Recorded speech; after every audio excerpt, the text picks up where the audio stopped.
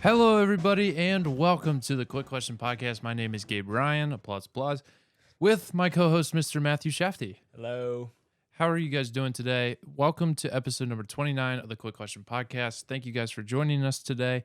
We are back from Easter break here at Xavier University. We actually have video this week. We have audio. We have everything. All the toys are back, so you can expect more content from us, kind of back to what we started to do towards the beginning of the year.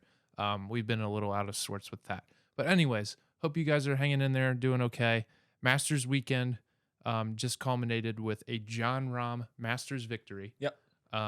He is the 2023 winner of the green jacket, well-deserved, sixth Spanish player in Masters history to take home the green jacket. Matt, you had some good time with your family this weekend, watching the Masters, watching sports. What were your big takeaways from the Masters? My biggest takeaway was Brooks Koepka had the lead for what seemed like forever, and then he kind of just choked it.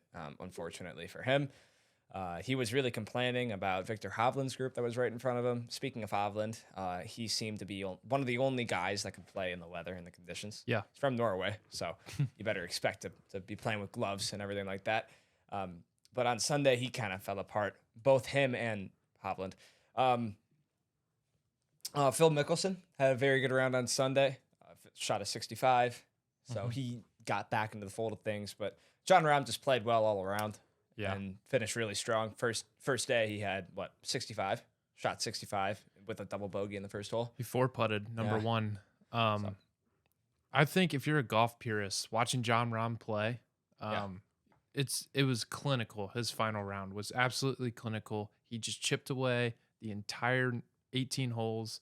Brooks Koepka started with a two-shot lead over Rahm, and that was quickly erased within like the first 7 holes. Yep. Rahm got up on Koepka, and then the back 9, he's playing to the middle of the greens. He's being conservative, but being really, really intelligent with where he was hitting his approach shots. He almost reined in a couple like 40-footers. Yeah. That would have been huge putts. Yeah. But he took advantage of 13 and 15, which are the 2 par 5s on the back 9, played really smart shots into those holes, took advantage, got the birdies, and then he just didn't make mistakes. Obviously, his tee shot on number 18 was a little errant, which probably not the way he drew it up, but he got lucky that the ball ricocheted off the trees down into the rough. Yeah. He was still like 250 yards out from the green, which on number 18 is normally not how far of an approach shot that you have, but he iced it with his nice little wedge over the bunker. It was a beautiful shot. But Rahm's been one of the best players in the world the past couple of years. I don't think if you've followed golf the last couple of years that you should be shocked or anything by this victory. I would say Scotty Scheffler, Jon Rahm, Rory McIlroy are the players that have been playing the best over the last 2 years. Rahm's already won 3 times previous to this year. And if you've watched him at all, he's just so consistent with his driver. He's really good with his irons. And then when he's making putts on the green, he's a very dangerous person. Yeah. It's one of those things where I don't know if when he's playing his best, I don't really know who can beat him. I mean, Rory, I think you feel like that sometimes too, just with how far he hits the ball. And then if he can figure out the putting, it's just such a deadly combination. But congrats to him. Also, like some historical facts off this master win. Like I mentioned before, 6th Spanish player to win the Masters. Hi, Atel. Anyways, sorry. 6th Masters player to win from Spain, and one of the all-time great Spanish golfers, Seve Ballesteros, won his 2nd green jacket in 1983, which is 40 years ago from this previous weekend. So on the 40th anniversary and also on Seve's birthday, Jon Rahm got it done, which is really cool for Spain and all the Spanish golfers alike. Really cool to see for them. Yeah. Good for him. The only other 2 storylines I wanted to touch on before we move on real quick is Tiger Woods unfortunately was unable to finish the round, finish the Masters tournament because of re-aggravating plantar fasciitis in one of his feet. Which really sucks, at least for the golfing world. He played good enough to make the cut, but if you watched him at all, like halfway through his round on Saturday before the weather got called, it was just really rough. And it was almost like you almost felt pity for him. Just he was struggling walking up, and the weather was bad. Um, Hopefully, in future years, maybe he's able to play a full Masters if he makes the cut. But the leg, plantar fasciitis, there's just a lot of things in his body working against him. Yep. And that's one of the toughest climbs of the year for these guys. So hopefully, Tiger's still got a few more years left in him, but he might be winding down for his Masters career, at least competitively. And then the other one is amateur Sam Bennett, played really well this weekend from Texas A&M, 23 years old. He shot 3 under for the tournament, which is one of the best finishes in amateur history. And Bobby Jones, one of the guys from way back when, who started the amateur thing in the Masters. It's one of the biggest parts of the event. You always see in Butler Cabin after the round is over, them congratulate the winner, obviously, have the previous winner put the green jacket on the next, but also they really emphasize the low amateur playing really well. So really cool to see him. He was in the final group actually in the 3rd round. Like he was in the mix. Yeah. Atop the leaderboard, unable to make some birdies the last couple of days, but played really, really well, handled himself incredibly. Really cool to see that. And then if you've seen any of the stories from him, unfortunately, his dad passed away 2 years ago, but there's a tattoo in his dad's handwriting that says, don't wait to do something, which is kind of the motto he played with all week. It was a really cool story.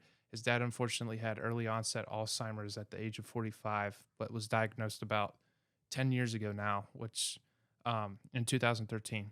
So Bennett was definitely playing with a lot of emotion, a lot of good perspective this week, and it was really cool to see him pull through with that. But anything else you want to touch on before we move on? His coach caddied for him.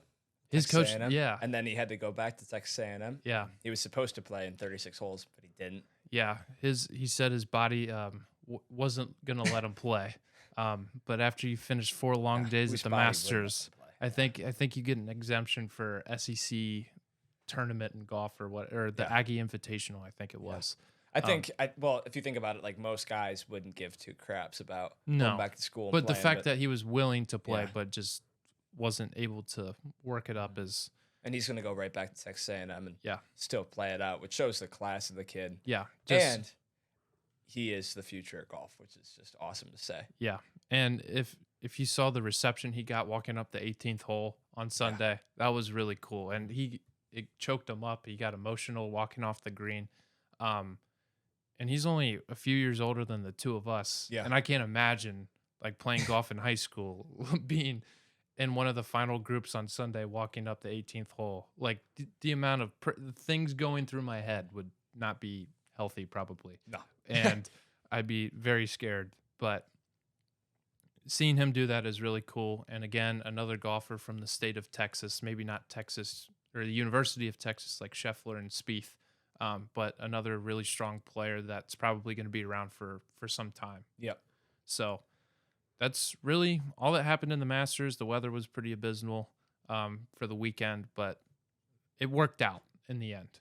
Yeah. Sunday looked fabulous as it always does on Easter Sunday. There's really nothing better than Masters weekend, especially when it lines up with Easter Sunday. But moving on, we're going to talk about the NBA playoffs that got underway last night. Some of the playing games. Matt, I think you're going to run through some of the matchups and what we're rolling through. I'm going to be doing that. So I'm going to be doing that. So let me start out. Let's start out with the Lakers and the Timberwolves. The more exciting of the 2 games went to overtime. Who was it? D'Angelo Russell hit 3 free throws to put it in overtime with 0.1 seconds to go. That was crazy. They called the foul there on a 3-point attempt. But Lakers still iced it out. Of course, LeBron, Anthony Davis both had good games. No surprises there. I think we thought the Lakers were going to win.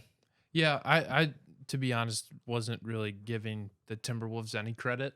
I thought the Lakers were just going to come in there and clean house with them. But Mike Conley had one of the best games maybe of the later part of his career. He shot the ball insanely well. And then, like you said, got fouled and tied the game with 3 free throws to force the overtime. I said D'Angelo Russell. I'm sorry. Yeah. Mike Conley. D'Angelo Russell is on the Lakers right now. Yeah. So my bad. Yeah. Timberwolves Russell didn't have his best game, only 2 points. Yeah. But Timberwolves definitely had a chance to steal the win there. Just unfortunately weren't able to pull it all the way off. yeah, Karl Anthony Towns had a double-double. They played well on the road. They did well, and we'll see how they do on Friday night. They get to play one of two teams that we'll speak of later, the Thunder and the Pelicans. But let's go to the second game, the Miami Heat and the Atlanta Hawks. And to me, the Hawks ran away with it. There was a part in the second quarter where the Heat went on 11-1 run to end the quarter, and the game got a little closer, 64-50 at halftime. So you could see how much of a blowout it was before halftime sounded. It was 63-39. Every time the Heat tried to close the gap in the second half, the Hawks had an answer every single time. And that's just credit to everyone touching the floor on the Hawks, having a plus minus of at least 3. Yeah. The worst was Sadiq Bey, and he had 17 points. Right? The bench, again, speaking of Sadiq Bey, the bench had huge production. They outscored the Heat's bench 53-37, I believe. Jeez. Yeah. And 33 of those 37 points from the Heat came from Kyle Lowry off the bench. So basically, the bench was ineffective outside of Lowry. And for the most part, the entire team was ineffective outside of Lowry. Even though Tyler Hero and Jimmy Butler didn't have the worst games in the world, they were definitely inconsistent. Hero was 2 for 9 from deep. Jimmy Butler, he only shot 1 3, I think. He was 0 for 1.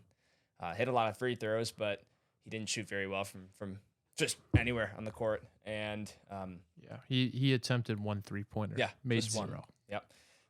So I think as a Heat fan sits in the other room over there, who didn't mean to come in. Yeah, barged in. Yeah, whatever.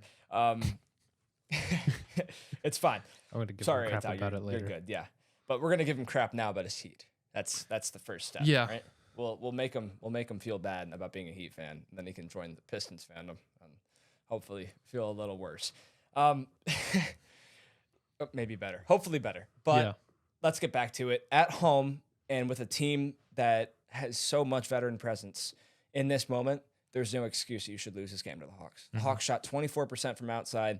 The Heat matched it with an abysmal 32% from deep. Yeah. Right? They were out-rebounded 63-39. 22-8 on the offensive glass. 22. I think it was 22-8. I think, or 22-6. One of the two. Man. It was 22-6 because they. Whatever. It's okay. But it's ridiculous. It's ridiculous. You can't give up that many second chance points. No. You can't. I mean, college basketball, you'd be running laps. Forever. Right? If teams grab 22 offensive rebounds, but at least the shot clock's a little more advanced and faster and advanced. Plays a little more advanced in the NBA. Yeah. Anyway. When Bogdan Bogdanović and Jalen Johnson, right, 2 guys off the bench who are known for their offense, have a combined 7 steals? Or no, I'm sorry, it was 5. 5 steals, 7 turnovers between Tyler Hero and Jimmy Butler, which is also bad. But 5 steals for guys who, let's just say, don't pickpocket you at all. Yeah, is ridiculous, especially for a team again that's been there, that's been in the moment. This is a group. Or you can say almost everyone in the group has been there at some point in their career, whether it be for the Heat or for Kevin Love, for the Cavs, right? For Victor Oladipo, for multiple teams. Like, to me, it's just crazy. It's ridiculous that they should be losing at home really this bad. If you didn't watch the game and you see the final score, you think, okay, maybe it was close and they iced it in free throws. No, it was bad. It was just not a Heat performance. Yeah. Just abysmal. In my opinion. For sure. And the Hawks, let me quickly touch on their 3-point shooting, because this is a team that has a high ceiling from 3, and it seems like all season, some games they really pop off from deep, and some games they don't. And this was one of those games where they really didn't, but still pulled away with a win because they played solid everywhere else, right? We're talking offensive and defensive glass. We're talking down low, right? And the Heat are one of those teams that likes to shoot mid-range and down low. Efficient shots. That's a senior-led group. They know how to get to the bucket. And, again, they only shot 42% overall. Yeah. Like, The teams that There's no advance in the excuses. NBA playoffs are the teams that shoot it the best. yeah. And at least that's what it's been like the last few years. Yeah. If you have the 3-pointer working, it's really you can't do too much and except match it or Yeah. do better. So both teams didn't shoot well from three, but at least the Hawks were able to do everything else better. Yeah. Right? Than the Heat. It's didn't make any sense to me. Yeah. And we saw tonight that the Hawks on paper were the better team. Mm-hmm. They were the better team, right? They went on the road. They won in Miami. There's no argument you can make. You can say, oh, well, Jimmy Butler. Oh, well, Bam Adebayo. Well, both guys had inconsistent nights. I mean, Jimmy Butler played better than Adebayo. But even then, Butler had, 3 or 4 turnovers? Mm-hmm. And again, Adebayo was just limited by Clint Capella down low. Capella had 21 rebounds and 2 blocks. Just nuts. Yeah. And then Onyeka Okongwu off the bench had 4 blocks. Yeah. Adebayo, even though he had 12 points, he was limited. He was completely limited by those 2, Mm-hmm. right? John Collins didn't have his best night. They didn't need him to have his best night. Mm-hmm. So at the end of the day, find ways to get it done. yeah, they found a way to get it done on the road. So they're going to play Boston. Huge series. Could Atlanta take some games? Maybe. You've seen them surprise teams in the past. You saw 2 years ago where it seemed like, hey, maybe the Knicks finally have something in them. No, the Hawks said, hey, we're going to beat you in 5. They're not. I don't think they're going to do that to the Celtics. I think the Celtics are actually going to win the NBA championship, in my opinion. But Okay.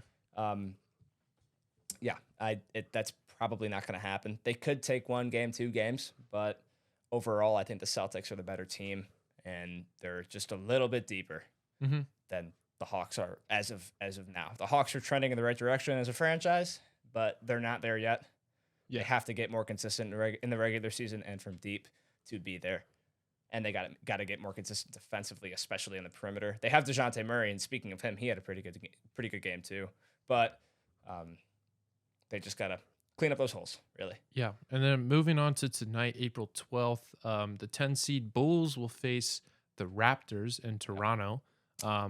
The 10-9 game in the East, and then the Thunder, the 10 seed in the West, will play the Pelicans in New Orleans. So the Bulls-Raptors game is a tale of good, very star players, Zach LaVine and DeMar DeRozan, versus a phenomenal starting 5, a very good starting 5, but with no bench on the Raptors. The Raptors do have home court advantage, right? So you're really going to have to rely on that leadership for the Bulls to win that game. They got to have valuable minutes from everyone that touches the floor, just like the Hawks had on the road. It's going to be a fun matchup. Yeah, Drake's got to come through for the For Raptors Toronto, as well. for the city. But down low, we got 2 teams that, one especially that I'm surprised to be in the playoffs, one that was probably going to be in the play-in if they had made the playoffs, and the Pelicans. The Thunder are sitting in the playoffs. Very surprising. They're fun to watch. They're athletic. They get up the floor quick. Shai Gilgeous-Alexander is a great shooter. It's just going to be, hey, can they stop the Pelicans? Yeah. On the road. Another road game. But the Pelicans are without Zion for probably all of the playoffs. So can the Thunder take advantage? They got Najee Marshall, though. Yeah. They got Former Najee Xavier Marshall. player. Yeah. He's in the playoffs, baby. So is Evan Sumner for the Nets. Yeah. We'll get to them. Whoever wins those 2 games will meet the losers of the games we just mentioned, obviously. And then on Saturday, Nets 76ers. That's going to be a fun series. The Nets, guys who, like Mikal Bridges, I think he just highlights that team. Guys who are solid, who don't get injured very often, a core group, right? They don't have a superstar, but they have a solid rotation, right? Can they slow down the 76ers? Maybe, but I think the 76ers are the better team. I think it's going to be a very fun matchup, and I think the Nets are going to be very skirmishy in a way, right? They're going to try to tighten things up, play at a half-court pace, but Nets are going to play ugly basketball. yeah, they're going to play ugly basketball, right? They're going to try to make this a dogfight. But the 76ers are the better team, in my opinion. I think they'll take it in 5 or 6. Okay.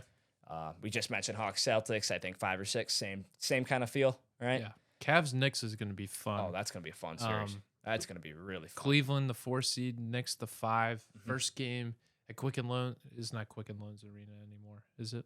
But it's Is it I'm Rocket actually not sure. Mortgage? Sure. It's Rocket Mortgage I don't- I Fieldhouse. honestly don't Rocket know. Mortgage Fieldhouse. It says it right there. Oh yeah, okay. Anyways, nice. the Cavs, Knicks, 2 pretty evenly matched teams, I would say, Yeah, for the most part. they finished pretty close in the standings. Obviously, being what the 4 and the 5. So Yeah, so it's Very close. probably 4 or 5 matchups are usually the most competitive, at least in the first round. usually, yeah, Normally, usually, unless yeah. you like, obviously, it's kind of similar to Yeah. the NCAA tournament, like Mhm. those really close 7, seeded 10, games, 8, 7 9. yeah, are 6, always really 11. competitive. Yeah.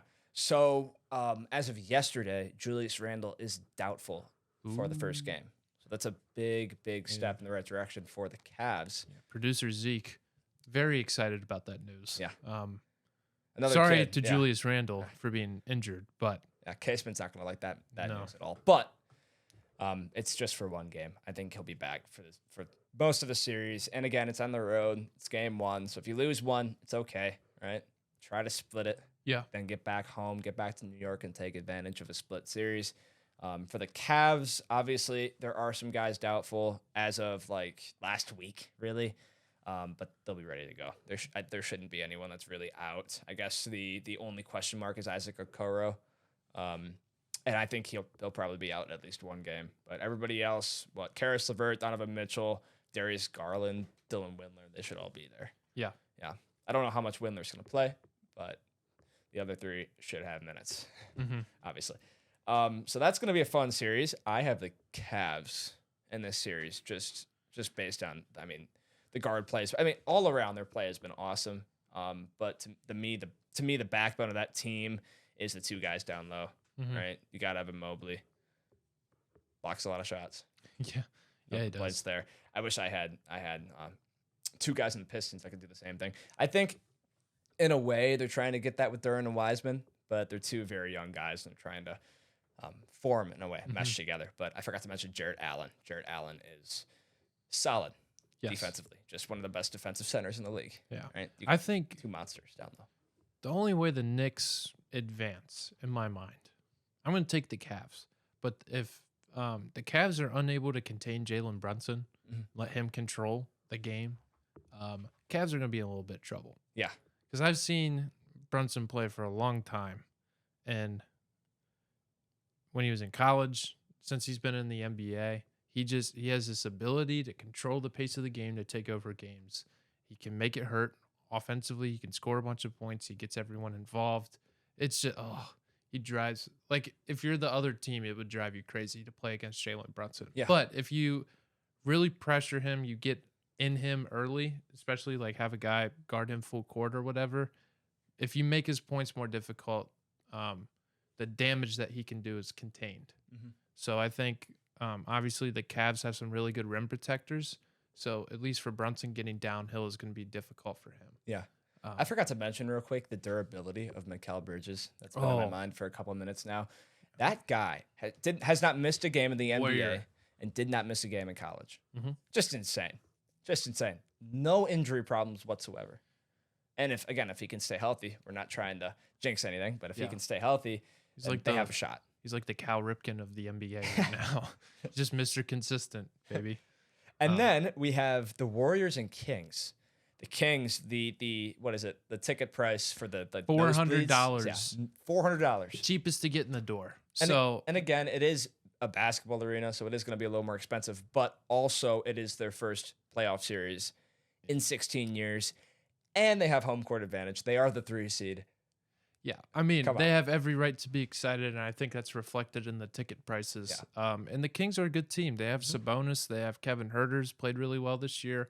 De'Aaron Fox, Oh yeah, really good player. Man, Yeah. that guy is fast as heck. he's the fastest player in the NBA. He's so quick. But the Kings are up against a tough challenge in the Warriors. They've been there, done that, obviously. Steph Yep. Curry, Klay Thompson, Draymond Green and company. The Warriors are getting a little bit older, obviously.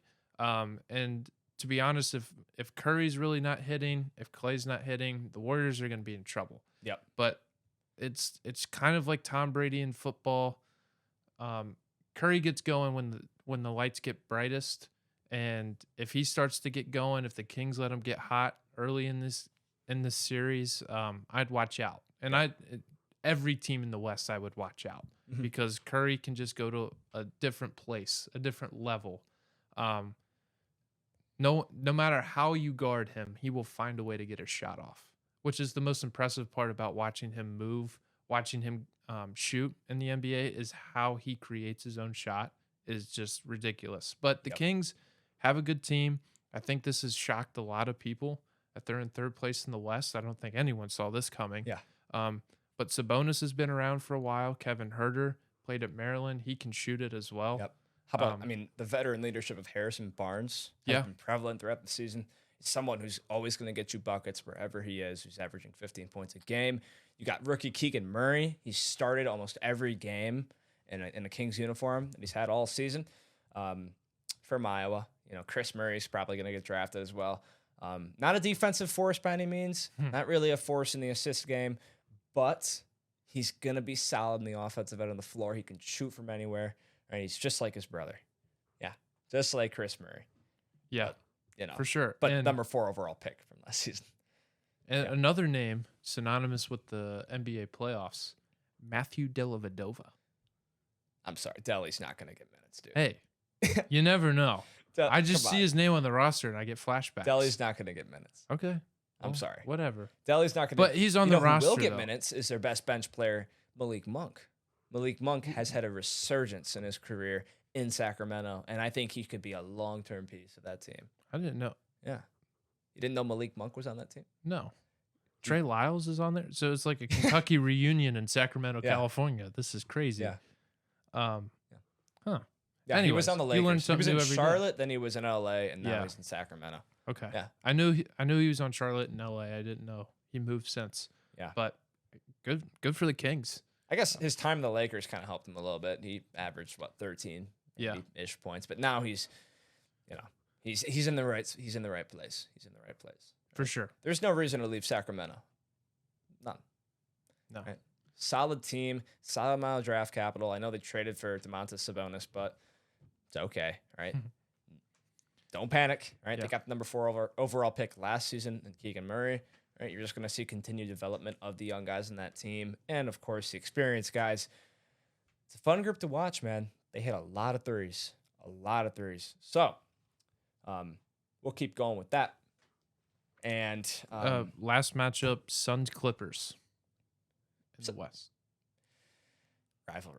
Rivalry, It's a tough one to predict. a lot but of star power. rivalry, a lot of star power, of course. The Clippers have played well to end the season.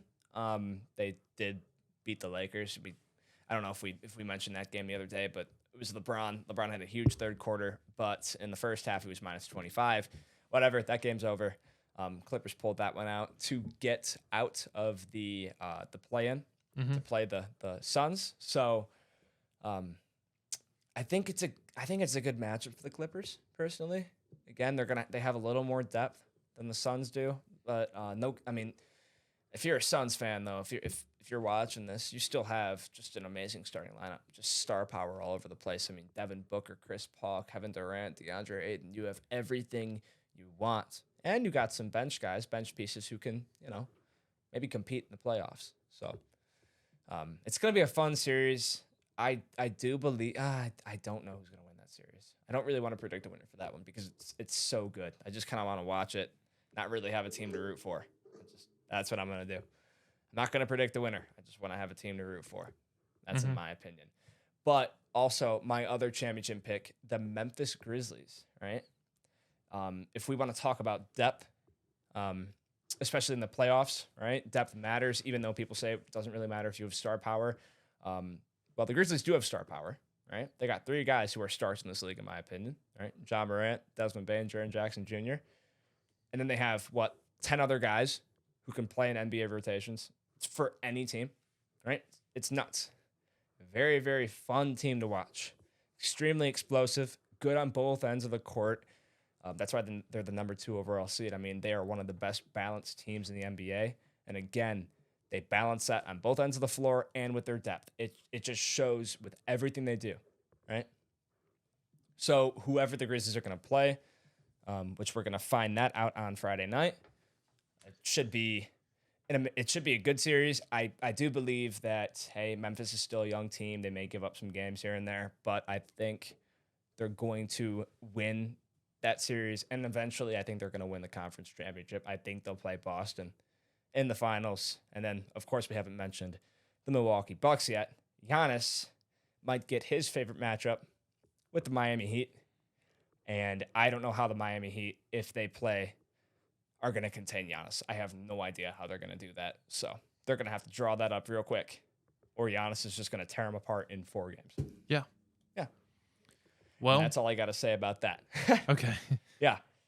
So, we can move on to, college basketball. Talk about, quickly we can wrap up with a few minutes of college basketball talk. Transfer portal is hot right now. A lot of names in the portal.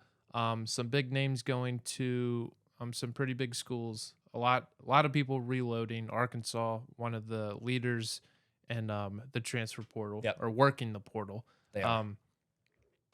Also, who got Walter? Oh, that was Florida. Florida got Walter. Yeah. Never mind. Well, also, schools like Duke, Michigan State are returning a lot of their roster from last year, which is really good for both programs who actually face off in the Champions Classic next year. Yep. Duke is going to be a force to be reckoned with, especially if Jeremy Roach decides to not pursue the NBA draft and come back and retain his college eligibility. But Kyle Filipowski, Mark Mitchell, and Tyrese Proctor are all coming back, which is huge for Duke. I think for a number of reasons.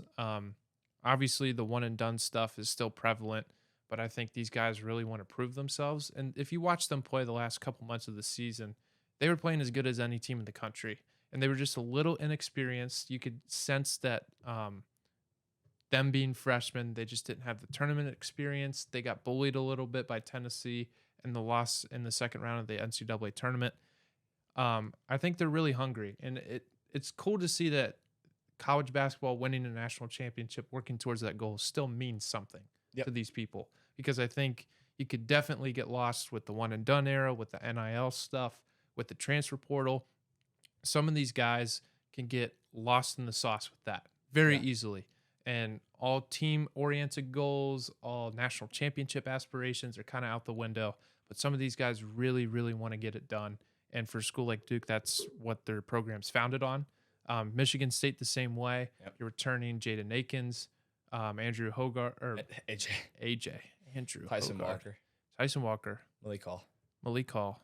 and then you have a star-studded recruiting class coming in. Yep. Can't believe I said Andrew.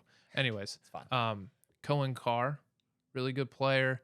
You have Xavier Booker, Jeremy Fierce, a loaded roster with a very veteran. What? I said Garrick Normand, and then you just kind of skimmed over Garrick Normand. I watched his highlights. He was a little. Okay. All right. He just tried to dunk everything, and then He shoots well from 3 too. Okay. Well, I didn't see. I watched a minute and a half of this video, and he tried to dunk on 2 people, and he bricked both of them. And at least he's going for it. Right? Yeah. Good for him. But you can. I can't do it. So good for him. But anyways, Michigan State's gonna be loaded. Them having so much leadership, especially from the backcourt, is gonna be huge for them. And then Xavier Booker is gonna really, I think, elevate the front court position, especially from the scoring perspective. No offense to Madi Sissoko, but I've watched him a bunch with Shafty this year. He can't score unless it's a dunk. Yeah. Unless it's a dunk, even a layup's a little sketch. But unless he's dunking the ball, he's really not that big of an offensive threat. But you have him, Jackson Kohler, and Carson Cooper, who can come off the bench and play kind of like a defined role. Yeah. Whether it be defense, Jackson Kohler's got some really good post moves, and Carson Cooper can come and rim protect if he has to as well. Yep. So I think you're elevating definitely for State their offensive prowess. Hopefully they can shoot the ball as well as they did last year. They're going to lose a little bit of 3-point shooting without Joey, but we'll see how it turns over. Yeah, and hopefully Malik Hall can stay healthy with the foot injury that he was battling most of last season. If he's healthy, he has a really, really high ceiling. I think Tyson Walker, Jaden Akins, AJ Hogarth are just going to be really solid. They played super well together, especially in the NCAA tournament. And I've seen this with multiple teams. You have some success late in the year. You win some games together. You get closer. that just springboards you for the next season. Yep. So there's a lot to be excited about in East Lansing. I'm going to touch on Xavier for a second. They've landed 2 transfers thus far. Logan Duncombe, center from Indiana. He is from Moeller High School, which is in Cincinnati, so greater Cincinnati area, hometown kid. He was sidelined for a majority of his time at Indiana with a sinus. He had sinus surgery, and also he's playing behind the guy by the name of Trace Jackson Davis, who was a Naismith Player of the Year award finalist for like the last 3 years, it seems like, or however long it's been. So he was in a tough situation where he probably wasn't going to play a ton. But he's coming to Xavier with the chance to prove himself and to get better. Really cool to have a hometown kid back on the team. And then Davion McKnight, guard from Western Kentucky University, leading scorer for the Hilltoppers last year, is transferring to Xavier. 6'1", left-handed point guard. Really good at scoring the ball, averaged almost 20 points a game last year. Really good at finishing and transition. He's got some bunnies. He can dunk on people if he has to. Really good finishing around the rim and shot about 35% from 3. I think that definitely could be improved once he gets here, gets some reps in. And Xavier's losing a lot of three-point shooting and scoring from last year's team. Colby Jones is left for the draft. Adam Kunkel, Sule Boom. 2 of their veteran guards are out of eligibility, so they will not be returning. And some of the front court players from last year, Jack Nungy, Jerome Hunter, and Zach Fremantle, haven't decided what they are doing. Nope.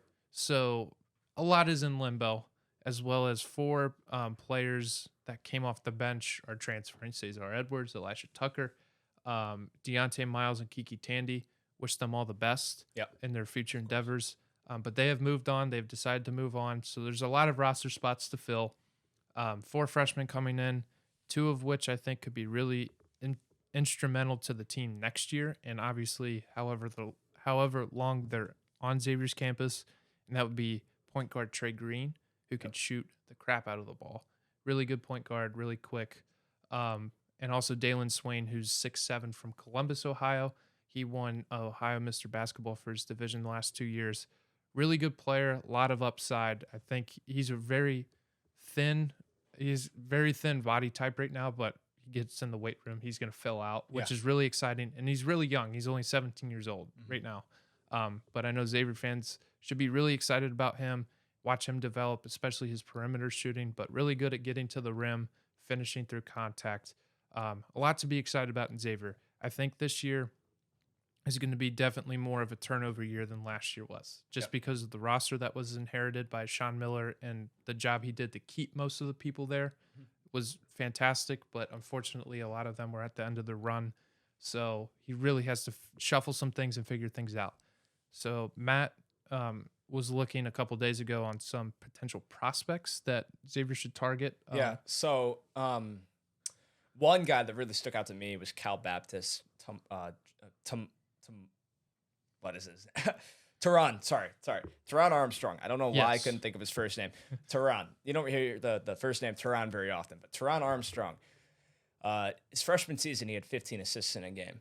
He's had a triple-double. He averages just around 12 points per game, right? About 6 assists per game as well, 4 rebounds. So a guy who is 6'6" guard, right? You don't really get that in college basketball. If he develops his three-point touch a little bit, he's going to be dangerous, right? Could be a lot like Kolek, but taller.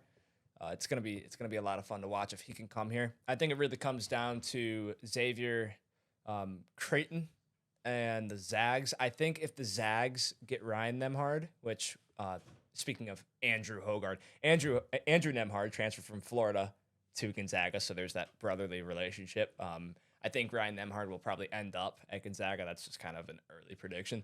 So I don't think Teron Armstrong will end up going to Gonzaga, but he could go and fill the void at Creighton. I think his top 4 right now are 3 Big East teams, including Providence of those, and then Gonzaga.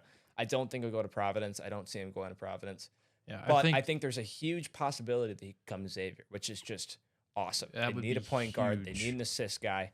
Right, him and Des Claude, Ethan McKnight, that'd be huge for them. They brought in the Quincy kid, or they might bring in the Quincy guy with the 3-point shooter. I forgot his last name. Oliveira. From Quincy Rice? Oliveira. Yeah, from Rice. school down in Texas. He might go to Texas as well. So Yeah. it'd be So nice to have a Teron three-point Armstrong would be huge. shooter. Obviously, Xavier's losing a lot of production from Sule Boom, who was Yeah. there on a 1-year contract, basically. Basically. Played extremely well for Xavier. I don't think really you can replicate what Sule did. Like, it's hard to go from Mr. Irrelevant kind of to first team all Big East Yeah. team. Yeah. First year you're there. But Teron Armstrong could be really big. Hopefully, I think he's got multiple years of eligibility left, which is also the He does. the He big has thing. at least 2. Yeah. Yeah. And obviously, Xavier lost out on the Kirk Krisha sweepstakes, who was one of Miller's former players he recruited to Arizona before he came to Xavier. He went to West Virginia. Obviously, Ryan Nemhard leaving Creighton. So Creighton's looking for some backcourt depth. Gonzaga, obviously, as well. And then Xavier. And I think having Sean Miller as the coach of Xavier, who has a lot of West Coast ties, at least with his time at Arizona, really helps Xavier's chances. And I think you could see a lot more recruits from the West Coast and the East Coast, obviously, coming towards Xavier. But the West Coast, having that connection with Sean Miller, like, oh, he knows the area, he knows some of the prospects. Maybe there's some links there that could help sway decisions, which would be great.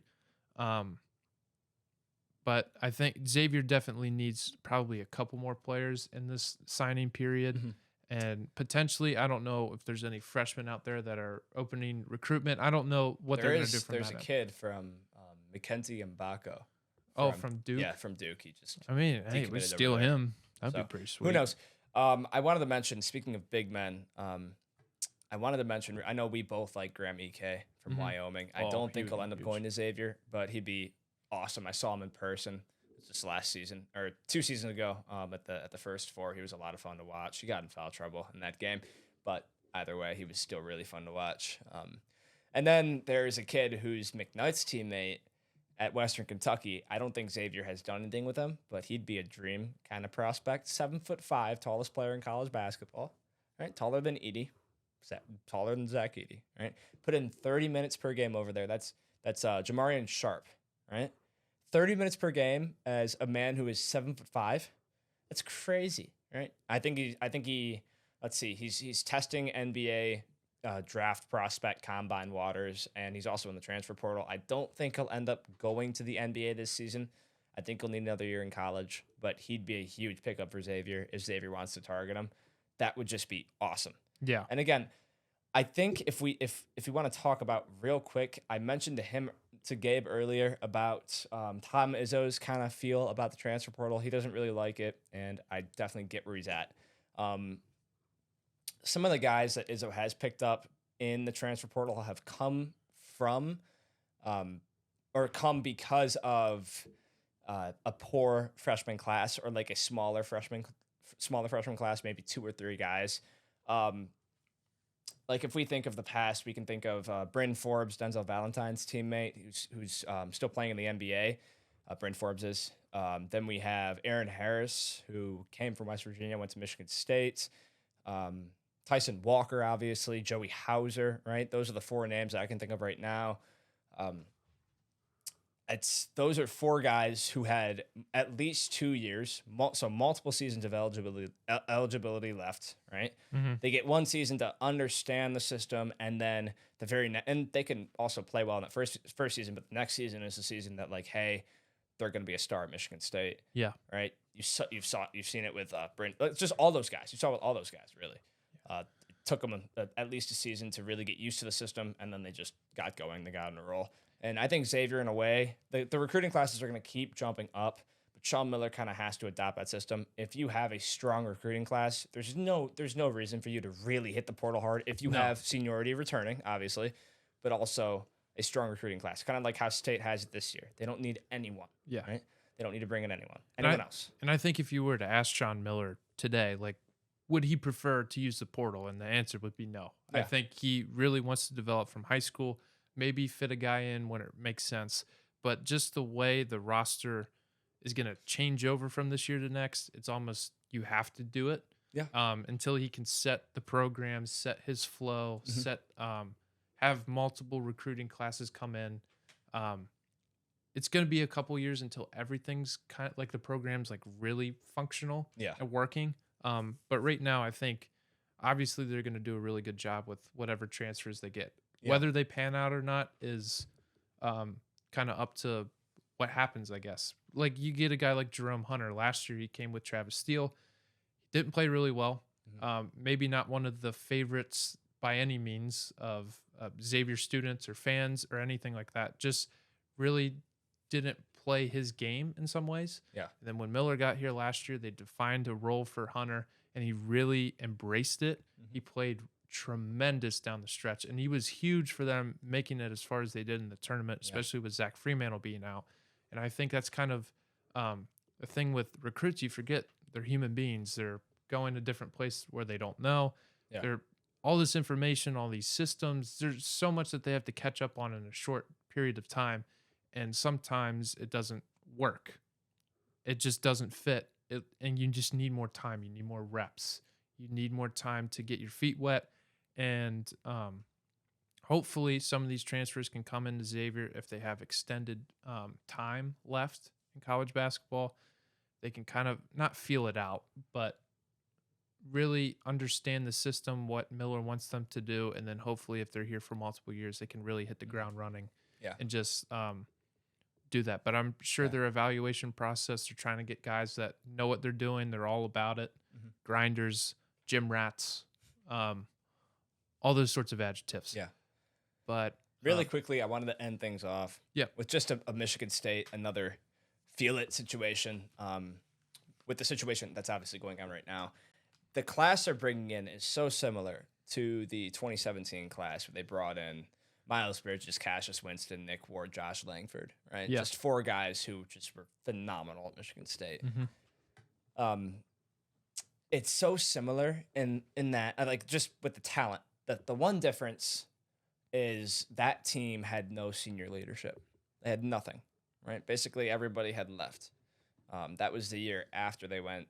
They lost in the first round. They won the Big Ten championship and lost the first round to Middle Tennessee State, which was unfortunate. But again, they lost basically all of their seniors and everyone who was an upperclassman. They brought back Aaron Harris, but he was only a sophomore. Just really like basically no leadership whatsoever with that team. The difference with this team is that you have seniority, right? You got Tyson Walker, AJ Hogard, Malik Hall, Jaden Akins, even Monty Sissoko. You got sophomores who are still there, ready to play, who got valuable minutes, who are going to transition in the summer and the fall with those workouts to get even better and stronger by the time the preseason rolls around in October and November. So it's going to be a lot of fun to watch. I'm really excited about that team. I know you're really excited about Xavier. We'll see what they can do in the offseason, what they can grab, what pieces they can get. But as we have more updates with college basketball, we will have it'll more definitely packed segments. But for now, it'll just be kind of a loose conversation about it from now on until we get obviously more concrete information and stuff like that. And we're not going to come out with like a preseason top 25 or anything way like too that. early rankings. Nothing like that until way later. I know some guys like Andy Katz and others have already done that. And it just seems too early right now. It's too early to call. It's baseball season. Yeah. Like, have some respect. Yeah.